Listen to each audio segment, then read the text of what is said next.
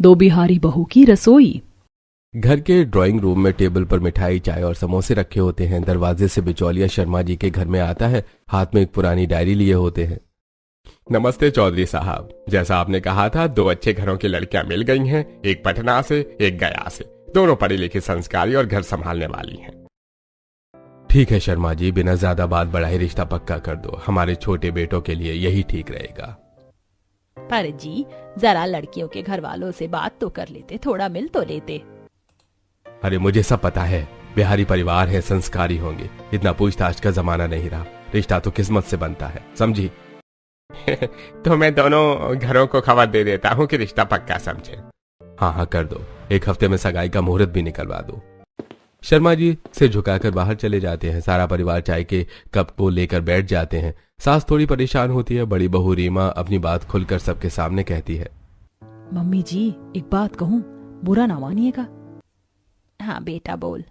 ये जो दोनों रिश्ते पक्के हुए हैं ना, पटना और गया की बहुओं के, मुझे नहीं लगता ये हमारे घर के लिए सही होंगे।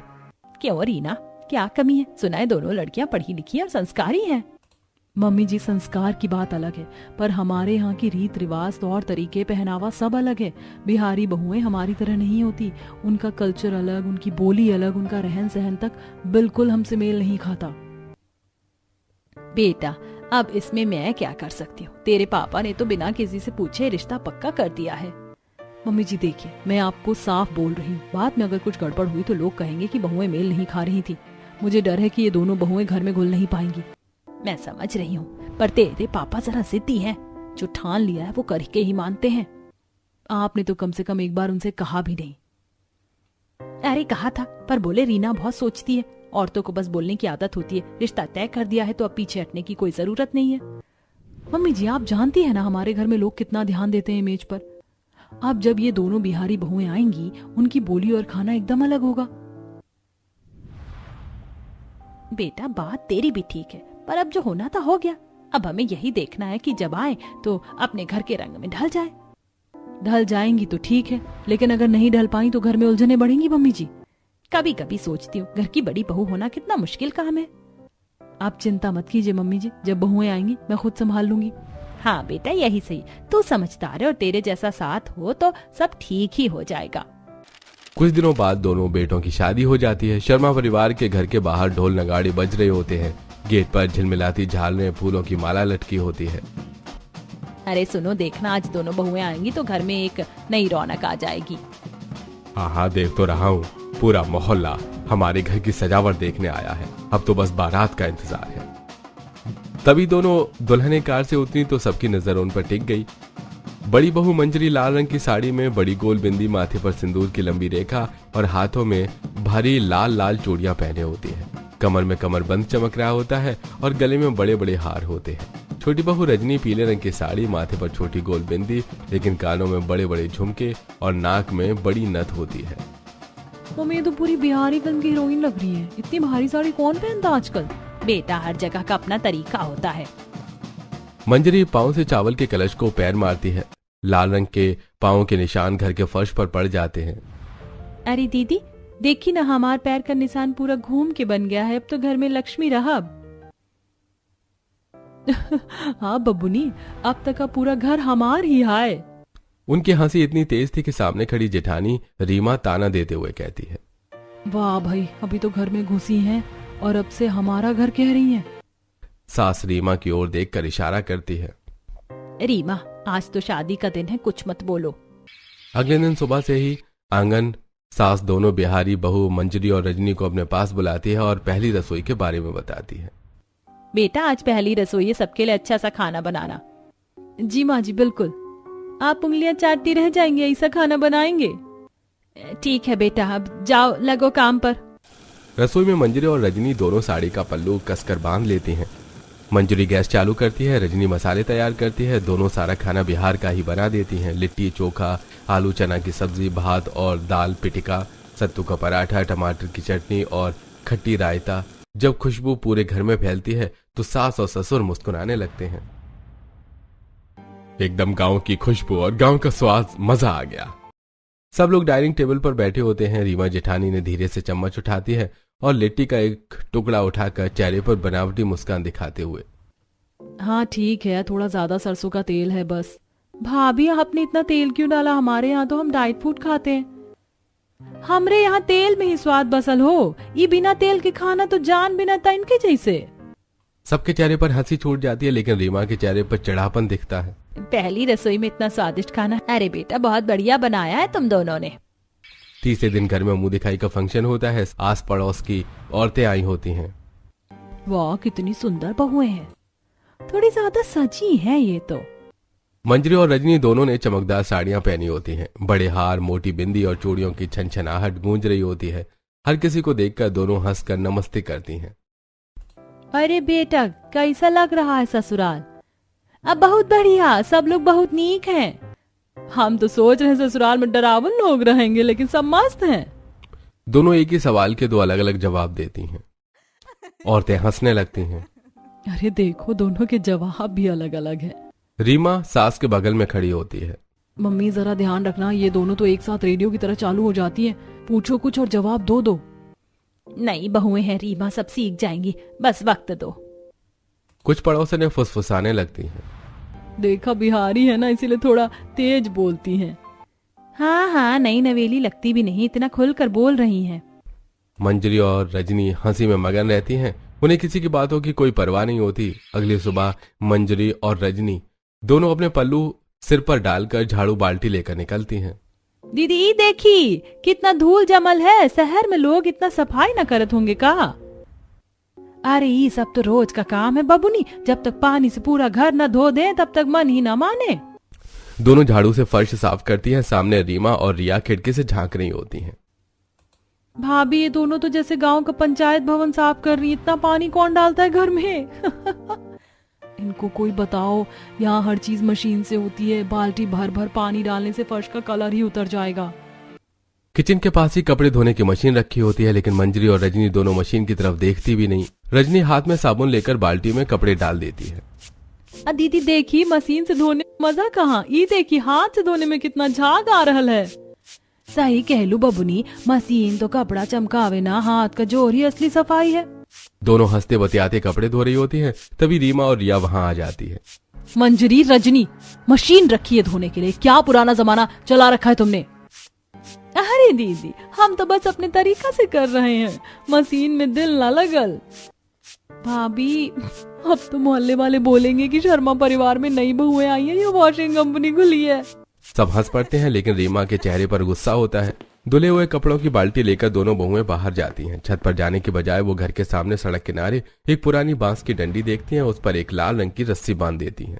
ये देख बबुनी, बढ़िया से हवा लगत है, कपड़ा जल्दी सूख जाई। हाँ दीदी छत पर कौन जाई, यही लगाते हैं, सबको दिखेगा भी कि हम कितनी सफाई रखे हैं। थोड़ी देर में पूरी रस्सी पर सूखते कपड़े लटके होते हैं। सब झंडे की तरह हवा में लहरा रहे होते हैं। पास से गुजरने वाले पड़ोसी एक दूसरे से मुस्कुराकर देखते हैं। भाभी बाहर डंडी पर कपड़े टांग दिए, अब तो पूरा मोहल्ला देखेगा हमारे ब्रांडेड कपड़े। मम्मी ये तो हद हो गई, इतनी बड़ी छत खाली पड़ी है और इन्हें बाहर कपड़े सुखाने का शौक है। अरे रीमा समझ जाएगी धीरे धीरे, अभी इन्हें आदत बदलने में वक्त लगेगा। अगले दिन रसोई से सरसों के तेल की खुशबू फैली होती है। रसोई में दोनों बहुएं जोर शोर से काम कर रही होती हैं। अब बनी थोड़ा और तेल डाल, बिना तेल के सब्जी में जान ना आवे। हमारे बाबूजी कहते थे तेल ज्यादा डालो तो सब्जी चमक उठे। ड्राइंग रूम में बैठी रीमा और रिया नाक पर रुमाल रख लेती हैं। ओह गॉड, ये लोग हर चीज में तेल डाल देती हैं, ऐसे खाना खाकर तो 3 दिन में वजन दुगना हो जाएगा। भाभी अब तो हमें जिम जाना पड़ेगा। इतने में दोनों बहुएं थाली लेकर आती हैं। बैंगन का भरता, आलू चना की सब्जी, तलवा पराठा और ऊपर से घी का तड़का लगा होता है। दीदी खाइए, तेल वेल सब भगवान का प्रसाद, सब अच्छा होता है। मंजरी इस घर में हमेशा डाइट चलती आई है। हमारे यहाँ सलाद, दलिया, सूप ये चीजें खाई जाती हैं। तुम लोगों ने जब से कदम रखा है घर का पूरा सिस्टम हिला दिया है। हम तो बस मन से खाना बनाकर देनी, सब खुश रहे यही सोच के। मन से बनाओ या तेल से फर्क नहीं पड़ता, बस घर को ढाबा मत बना दो। भाभी अब तो शर्मा हाउस मंजरी रजनी तेल कंपनी बन गया है। हाँ हाँ बोल लीजिए, लेकिन पेट तो आप लोग भी भर के खाते हैं ना। बेटा रीमा, रिया, तुम्हें पता है ना इनका तरीका अलग है। और मंजरी, रजनी, तुम लोग भी थोड़ा समझो, हर घर की अपनी मर्यादा होती है। हम समझ गई मम्मी जी, लेकिन तेल बिना खाना फीका लगेला। तो थोड़ा थोड़ा कम डालो ताकि सब खुश रहें। परिवार में तकरार नहीं, स्वाद बढ़ना चाहिए। ठीक है मम्मी जी, अब से थोड़ा तेल कम डालब, लेकिन स्वाद वही बिहारी रखब। कम तेल ज्यादा ड्रामा, यही तो हमारी फैमिली स्पेशलिटी है। सब हंसने लगते हैं। धीरे धीरे ये बहुएं बदलेंगी भी और घर का रंग भी बदल देंगी, पर अपने देसीपन की खुशबू कभी नहीं जाएगी। शहर के सबसे बड़े मॉल के बाहर चमचमाती कार आकर रुकती है। पूरा परिवार गाड़ी से उतरता है। दरवाजे खुलते ही दोनों बहुएं उत्साहित होकर बाहर निकल जाती हैं, जैसे किसी मेले में पहली बार आई हों। अरे दीदी का जगह है, देखी इतना बड़ा भवन, इधर तो लिफ्ट भी कांच का बना है। हाँ बाबूनी, का गजब चमचमाता है। हमारे गांव में तो इतना बड़ा शादी का घर भी ना होगा। पास खड़ी रीमा और रिया के चेहरे पर शर्म और चिढ़ दोनों दिखती हैं। लोग इधर उधर मुड़कर देखने लगते हैं। रिया, जरा देखो इन्हें कैसे बोल रही, सब लोग सुन रहे हैं। अब भाभी भाभी मैं नहीं बोल रही, ये दोनों तो मानो लाउड स्पीकर लेकर आई हैं। एस्केलेटर पर चढ़ते समय रजनी डरकर पीछे हट जाती है। अरे दीदी, ये चलत फर्श है, नीचे पैर रखो तो खींच लेता का। लोग मुड़कर देखने लगते हैं। पास खड़ा एक बच्चा हंस पड़ता है। अरे बबुनी डर मत, देख हम कैसे जा रहे हैं। वो दुपट्टा संभालते हुए एस्केलेटर पर पैर रखती है, लेकिन पैर फिसल जाता है और राघव दौड़कर उसे पकड़ लेता है। मंजरी, थोड़ा ध्यान से, यहाँ सब लोग देख रहे हैं। अरे देख लीजिए ना, सबका तो काम यही है देखने का। रीमा और रिया एक दूसरे की तरफ देखकर सिर पकड़ लेती हैं। सब एक बड़े बुटीक में जाते हैं। कपड़ों की चमक दमक देखकर रजनी का मुंह खुला रह जाता है। अरे दीदी देखी, इस साड़ी में तो कुछ भी कपड़ा ना है, ये लोग कैसे पहन लेते हैं। पास खड़ी सेल्स गर्ल हल्की मुस्कान दबा लेती है। सही कहत बाबूनी, इतना महंगा दाम, ऊपर से कपड़ा भी आधा। बिहार में तो इतना में 5 साड़ी मिल जाए। पास खड़े 2 कॉलेज गर्ल्स एक दूसरे को देखकर हंसती हैं। मम्मी देखिए ना, लोग हंस रहे हैं।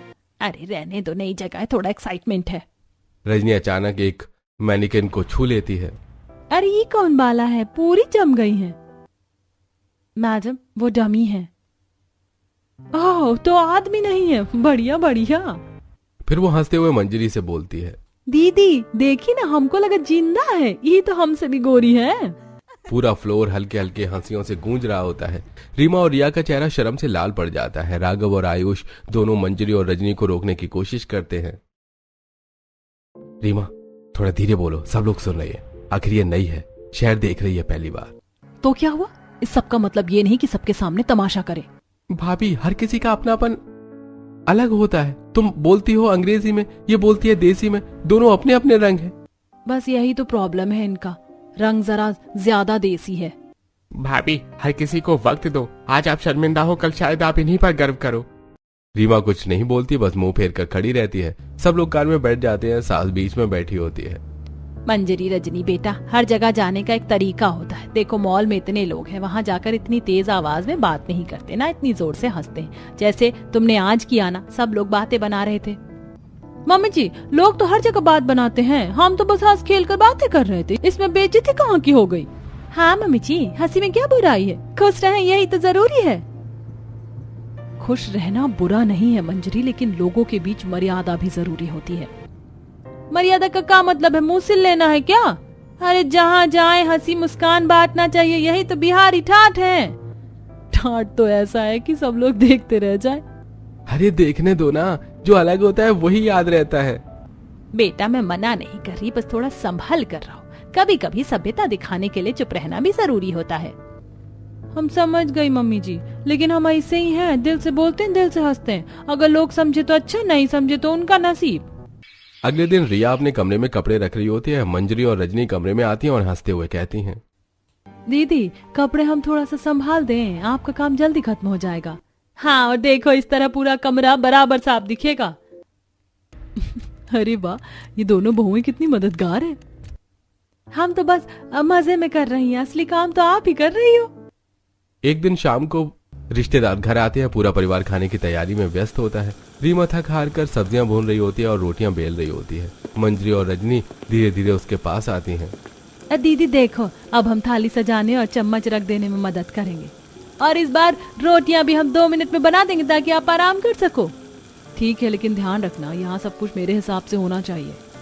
मंजरी और रजनी हंसते हुए काम करने लगती हैं, रोटियां बेलती हैं, थालियां सजाती हैं और चम्मच गिलास सेट करती हैं।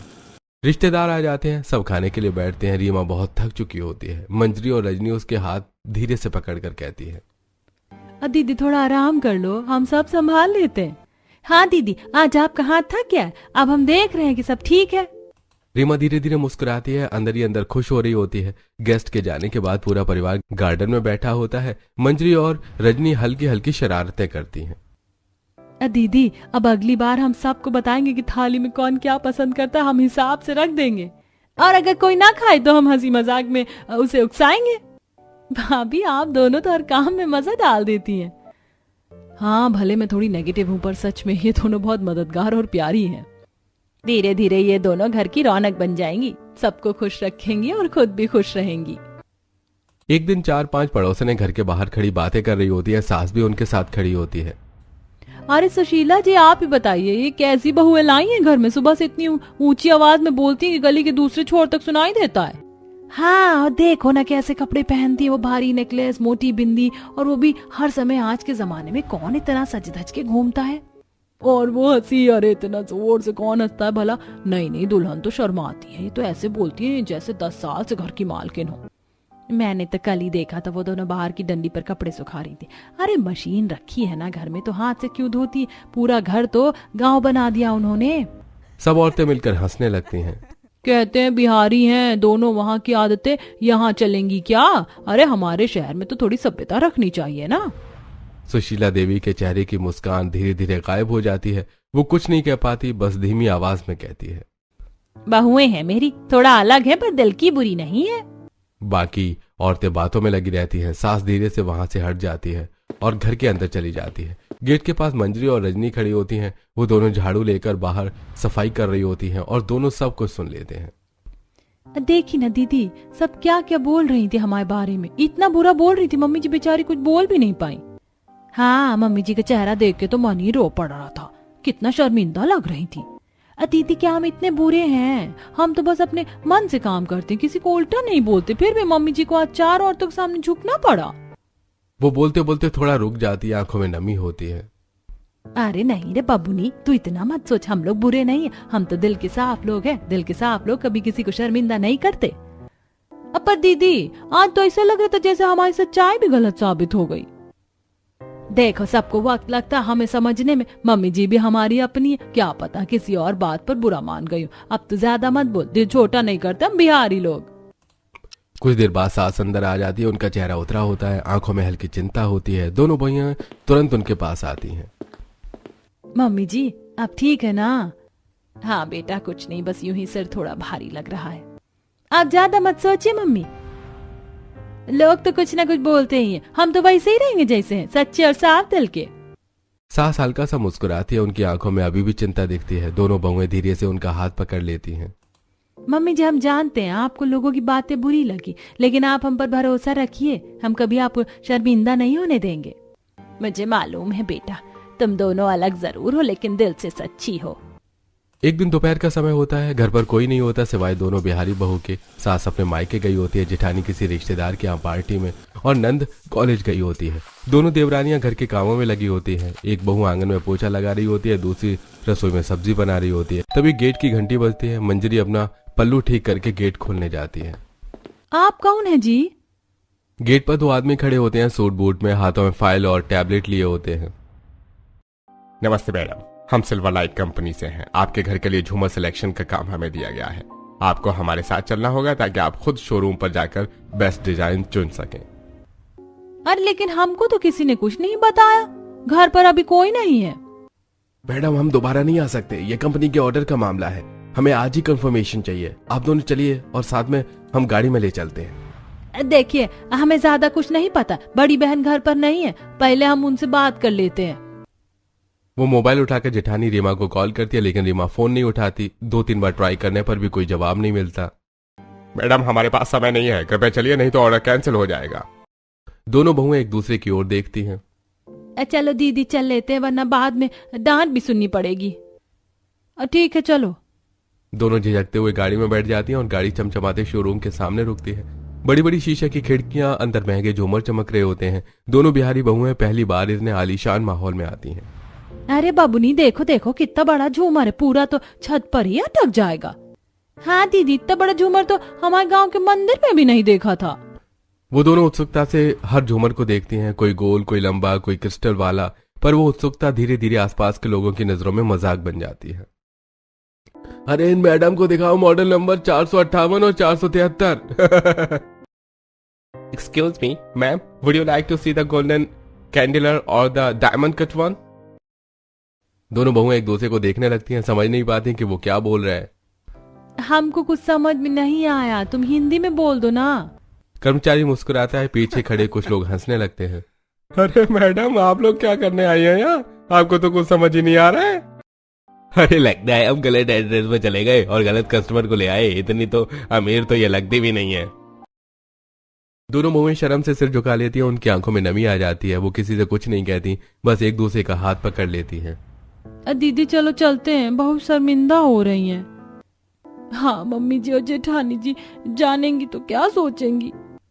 घर पर शाम को रीमा जेठानी पार्टी से घर लौटती है। मोबाइल उठाते ही उसे 20 मिस कॉल दिखती हैं, मंजरी और रजनी के नाम से। इतनी कॉल्स, क्या हुआ होगा? तभी कंपनी से एक वॉइस मेल आता है। आपके घर की मैडम आज शोरूम विजिट के लिए आ गई थी। रीमा का चेहरा उतर जाता है। वो समझ जाती हैं कंपनी वाली गलती से उन दोनों को ले गए होंगे। हे भगवान, दोनों वहाँ अकेली होंगी, उन्हें तो झूमर का नाम तक नहीं पता। वो तुरंत गाड़ी उठाकर शोरूम की ओर निकलती हैं। रीमा जैसे ही शोरूम पहुंचती है, वहां का माहौल देखकर उनका खून खौल उठता है। लोगों का झुंड लगा होता है, हंसी की आवाजें गूंज रही होती हैं। बीच में मंजरी और रजनी शर्म से झुकी खड़ी होती हैं। अरे मैडम, अगली बार झूमर देखने के लिए किसी जानकार को भेजिएगा। रीमा अंदर जाते ही तेज कदमों से आगे बढ़ती है। Excuse me, what do you think you are doing? Do you even realize whom you are talking to? They are my family, my sisters-in-law. You have no right to humiliate them like this. सारे लोग चुप हो जाते हैं। रीमा की आंखों में गुस्सा और गरिमा दोनों होते हैं। Ma'am, we were Just insulting them? You call this professionalism? If this is how your company treats customers, I'll make sure you lose this contract today. Showroom में शांति छा जाती है। दोनों बहुएं रोने लगती हैं। दीदी हमने तो बस गेट खोला तो किसी को कुछ नहीं कहा, हमको कुछ समझ में नहीं आया, लोग हंसने लगे, हमने क्या गलती की थी। रीमा दोनों के पास जाती है, उनकी आंखों से आंसू पोंछने लगती है। चुप रहो तुम दोनों, कोई गलती नहीं की। गलती उन लोगों की है जो किसी की सादगी को कमजोरी समझ लेते हैं। वो मुड़कर उन कंपनी वालों की ओर देखती है। अब तो मैंने उनकी भी बेइज्जती कर दी जैसे उन्होंने तुम्हारी की थी। कैसा लगा, अच्छा बुरा? सभी लोग सिर झुकाए खड़े होते हैं। रीमा के चेहरे पर गुस्सा होता है। दीदी आप हमसे नाराज मत होइए, हम तो आपको अपनी बड़ी बहन की तरह मानते, पर आप हमेशा हमसे चिड़ी हुई रहती हैं। हम आपको बहुत प्यार करते हैं दीदी, पर आप हमें कभी ढंग से बात नहीं करती कि हम इतने बुरे हैं। रीमा की आंखें भर आती हैं। वो दोनों को गले से लगा लेती है। नहीं तुम बुरी नहीं हो, मैं गलत थी, तुम दिल की बहुत अच्छी हो। मैं तुम्हारे तरीके नहीं समझ पाई, इसीलिए तुमसे चिढ़ गई थी, पर आज देख लिया तुमने, जितनी सच्चाई है उतनी शायद हम में भी नहीं। तीनों की आंखों में आंसू बह रहे होते हैं। रीमा दोनों को गले लगाते हुए कहती है, अब से हम तीनों बहनें हैं, कोई ऊंच नीच नहीं है, हम मिलकर इस घर को सबसे प्यारा घर बनाएंगे। अगली सुबह घर में नई रौनक होती है। पहली बार तीनों बहुएं एक साथ रसोई में होती हैं। चलो मंजरी, आज तुम्हें मशीन चलाना सिखाती हूँ। अरे दीदी हम तो हाथ से ही पीस लेते हैं, पर अब मशीन भी सीख लेंगे, अब घर की बहुएं भी मॉडर्न हो गई हैं। तीनों खिलखिलाकर हंस पड़ती हैं। कुछ देर बाद सास घर आती है। वो तीनों को साथ हंसते हुए देखती हैं तो वाह, ये तो मेरा सपना था, मेरी तीनों बहुएं एक साथ। माँ जी अब सब मिलजुल कर रहेंगे, कोई किसी से बड़ा छोटा नहीं है। बेटा यही तो असली घर होता है, जहाँ हर बहू घर की बेटी बन जाती है।